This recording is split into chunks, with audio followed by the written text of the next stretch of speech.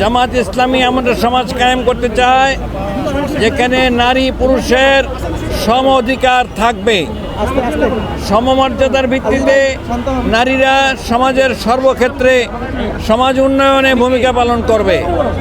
সুতরাং নারীদের কথা বলার অধিকার তাদের 100% রয়েছে।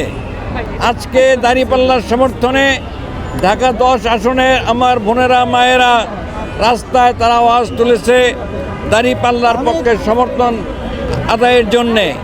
পাঞ্জাবের জগতে একটি বিশ্বস্ত নাম শাবাব এথনিক ওয়্যার। তারা বিশ্বাস করে একটি ইনসাফপূর্ণ সমাজ কায়েম হলেই কেবলমাত্র সমস্ত মানুষের অধিকার প্রতিষ্ঠিত হবে, যেখানে নারীদের অধিকারও থাকবে, শিশুর অধিকার থাকবে, শ্রমিকের অধিকার থাকবে, ছাত্রের থাকবে, সমস্ত মানুষের অধিকার থাকবে।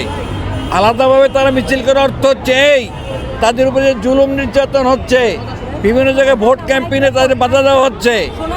এই অবস্থায় তারা আজকের প্রতিবাদ জানানো একই সাথে দাঁড়িপাল্লার পক্ষে সমর্থন আদায়ের জন্য মাঠে নেমেছে।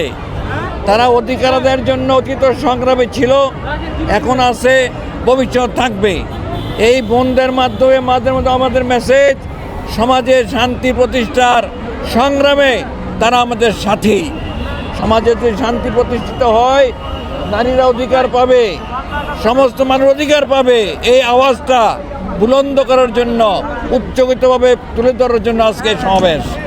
এই সমাবেশ থেকে তারা এই অঙ্গীকার ব্যক্ত করেছে যত চাঁদাবাজ, সন্ত্রাসী, দুর্নীতিবাজ তাদের বিরুদ্ধে শিশির ঐক্যের মাধ্যমে 12 তারিখে সবাই যেন ভোট কেন্দ্রে এসে সাহসের সাথে তারা ভোট প্রদান করে। ইতিমধ্যে যারা নারী ভোটারদেরকে, আমাদের কর্মীদেরকে হেনস্থা করেছে তারও আমরা জোর দাবি জানাচ্ছি শাস্তির জন্যে।